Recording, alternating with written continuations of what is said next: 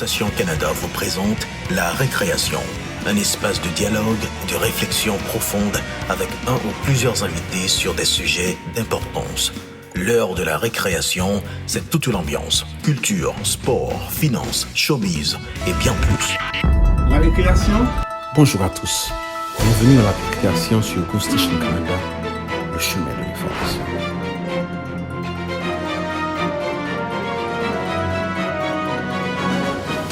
Vous suivez Go Station Canada, le chemin de l'information.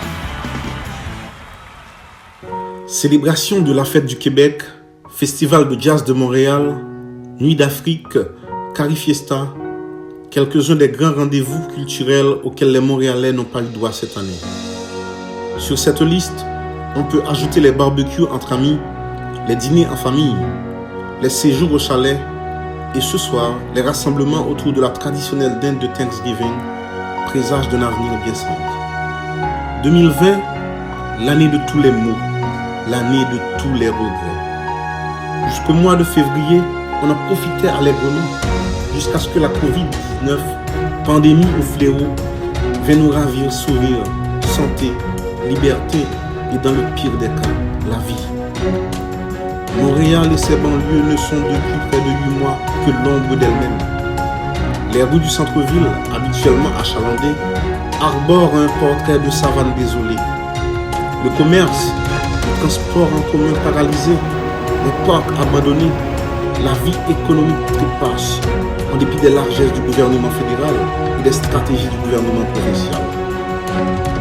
L'an dernier, la métropole avait accueilli pas moins de 11 millions de touristes. Cette année, on parle déjà de pertes allant jusqu'à plusieurs milliards de dollars, des milliers d'emplois perdus et des milliers de petites entreprises noyées à tout jamais dans les vagues de la faillite. L'une des plus grandes victimes de ce virus mortel, le secteur culturel. La place des arts, le quartier des festivals, poumon des loisirs et tous les acteurs culturels ont hérité d'une note amère, une facture bien salée. La vie, dit-on, ne sera plus jamais ce qu'elle fut dans le temps. Pourtant, tandis que les valeurs s'effritent, le taux de criminalité ne cesse d'augmenter. Le Vieux-Port de Montréal, destination favorite des touristes locaux et étrangers, est devenu chaque nuit un lieu à haut risque. Certains artères de Laval, Montréal-Nord, se sont transformés en théâtre de crimes odieux. 2020, l'année de tous les tristes records. De quoi demain sera-t-il fait? Nous ne savons rien. Toutefois, nous vivons d'espoir et, malgré la peur qui terrorise nos anges gardiens, la mort qui nous guette au jour le jour, on ne lâche pas. On se protège, on protège les autres et on demeure confiant que ça va bien. Dans l'espoir de retrouver des jours meilleurs, je vous laisse sur ces notes.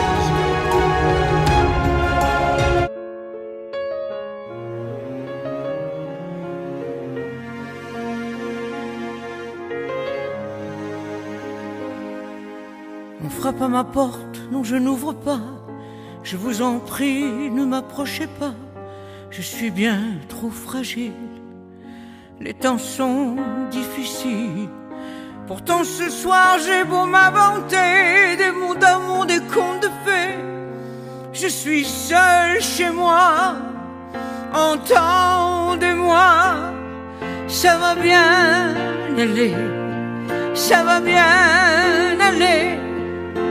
On est fait plus fort que tout, unis ensemble jusqu'au bout. Ça va bien aller, ça va bien aller, car au bout du tunnel, il y a un arc-en-ciel.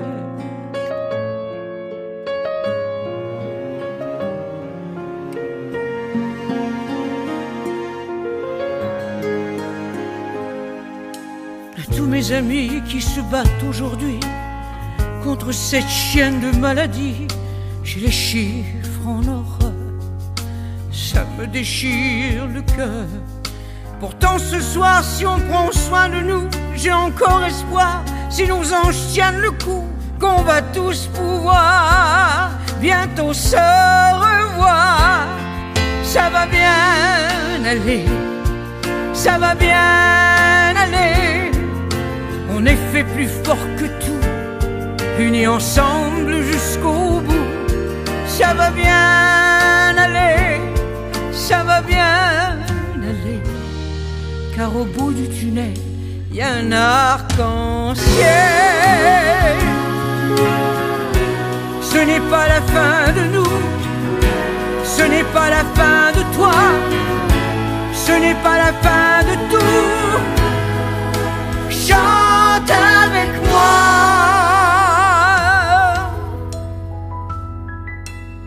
Ça va bien aller, ça va bien aller.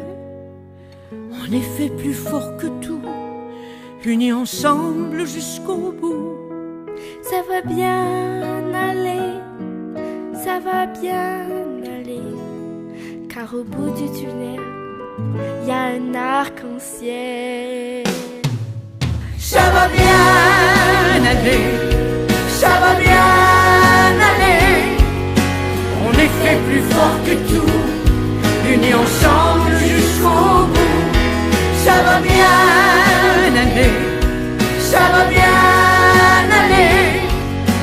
On est fait plus fort que tout, unis ensemble jusqu'au bout. Ça va bien aller, ça va bien aller, car au bout du tunnel, il y a un arc-en-ciel.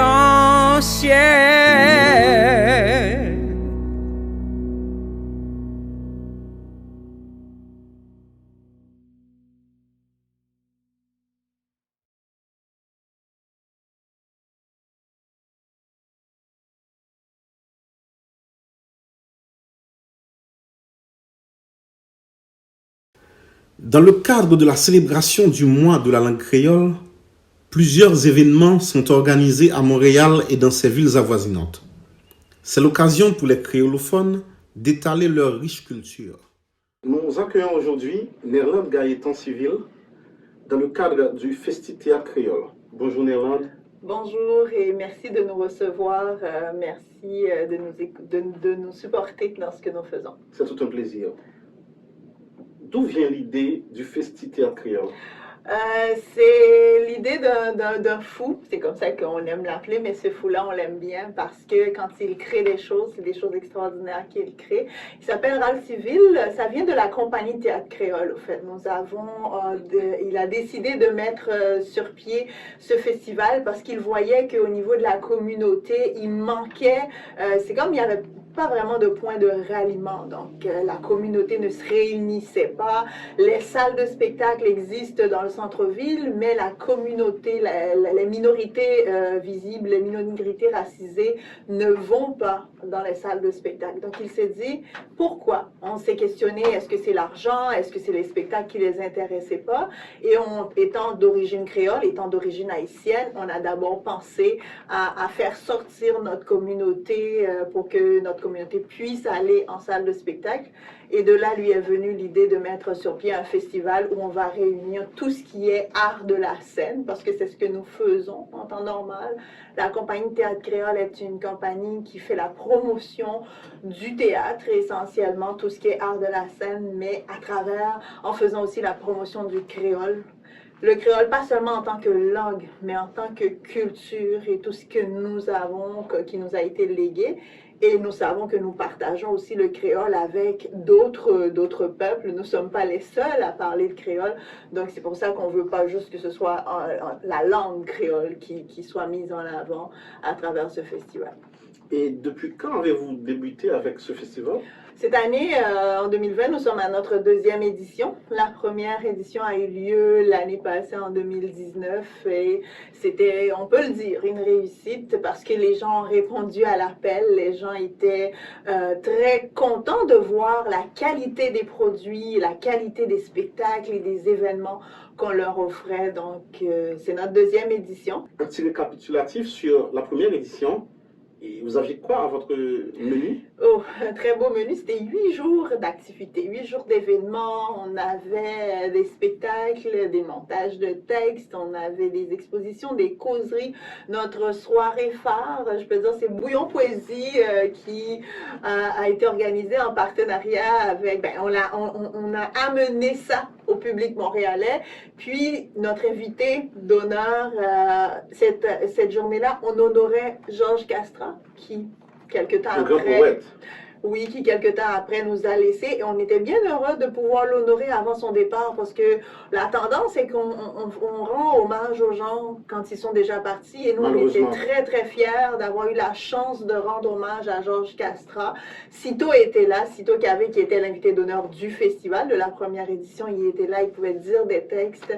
Les gens dans une ambiance conviviale, se sont réunis pour rendre hommage à Castrat et dire des textes. Donc, c'était le commun des mortels qui pouvait monter sur scène et dire des textes. Donc, ça, c'était notre événement phare. Puis, on avait un événement qui était très important pour nous aussi, le fait de pouvoir réunir sur scène 2 générations.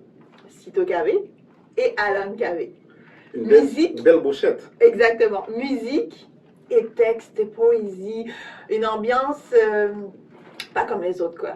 Parce que les gens étaient, en sortant des salles, on entendait, c'était toutes les générations confondues qui se disaient, mon Dieu, c'était rare.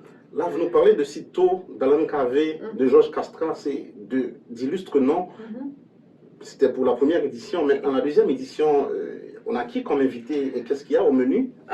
Cette année, notre porte-parole invité d'honneur, c'est une artiste très connue ici, disons dans la communauté haïtienne. C'est Yardley Cavana qui porte assez haut notre étendard en tant que communauté parce qu'elle a été animatrice à Radio-Canada, à CBC, elle a été animatrice pour Vox. Donc, elle a vraiment fait le tour au niveau de la communication.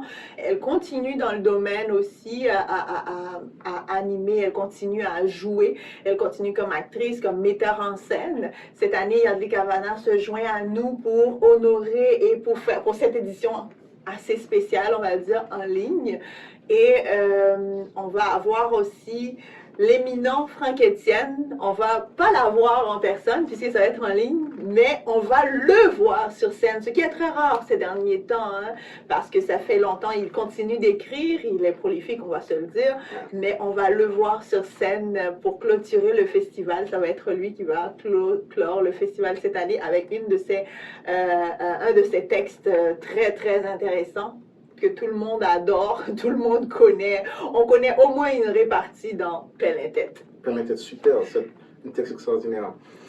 Vous avez parlé de réalisation en ligne. Donc, Covid-19 exige.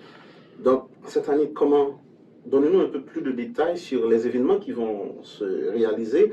Et vous avez dit en ligne, comment ça va se faire? Alors, le festival démarre avec une causerie qui se fait dans une maison de jeunes, dans un espace. Donc, on ne sera pas en présentiel, mais dans un espace réservé aux jeunes. C'est symbolique pour nous que les jeunes soient initiés à la littérature créole, à la culture créole, et nul autre que Rassoul Labuchin et Mano Eugène, donc des amants de la culture créole. Moun qui, pour eux-mêmes, créole, là, il y a toute importance, c'est eux-mêmes qui pourraient parler de créole, là, qui pourraient parler de littérature créole. Rassoul et Mano vont s'asseoir avec Emmanuel pour échanger. Emmanuel, qui est un animateur de CPM ici, à Montréal, connu.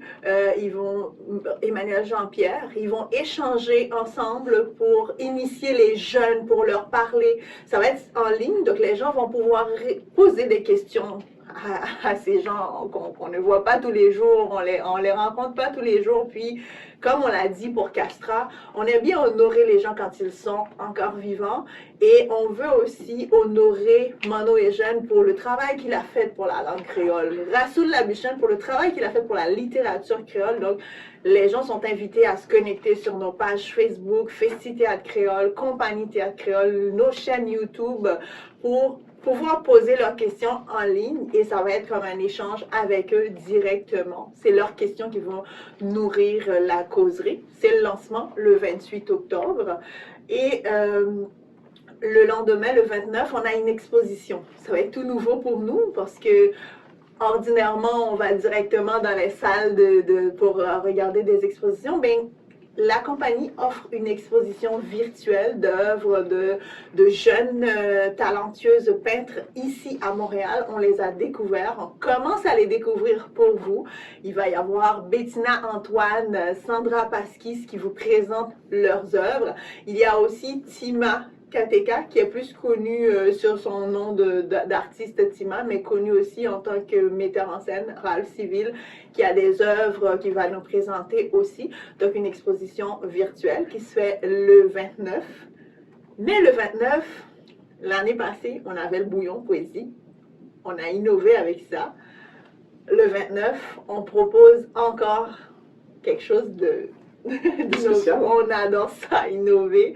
Encore la poésie qui va nous permettre d'innover. On propose aux gens de rester chez eux, tranquillement, écouter ce que la santé publique leur dit, mais de dire, vous aimez la poésie, vous êtes un commun des mortels, vous n'avez pas forcément un grand titre de poète, ça n'a pas d'importance. La compagnie Théâtre Créole, dans le cadre du Festi Théâtre Créole, invite les gens à dire des textes. Un texte en créole qui vous touche. Donc moi, je peux rester de chez moi et présenter un texte. C'est ça. Donc, ça s'appelle « Jeudi à la maison ». M'abdi la caille moi. Je m'assois chez moi et je dis. Magnifique. Oui, c'est ça. On n'aura pas le bouillon, mais vous pouvez toujours le faire, le bouillon chez vous. Moi, je trouve que c'est extraordinaire parce que là, vous parlez de Rassoul Labuchin, de Manon et Jeune. Eugène, ce sont des icônes de la littérature, tant dans le cinéma que dans les belles lettres. Donc, moi, j'ai déjà l'eau à la bouche et j'ai hâte d'assister au Festi Théâtre Créole. Ce sera en ligne, mais est-ce que tous les événements seront gratuits ou... C'est aussi ça qui fait qu'on dit qu'on innove cette année aussi, parce que les années précédentes, nous, à la compagnie Théâtre Créole, quand on a mis le festival sur pied, on avait un gros projet. C'est un gros rêve, c'est un rêve de fou. Voilà pourquoi on parle de fou, parce que on veut désacraliser les sorties en salle de théâtre.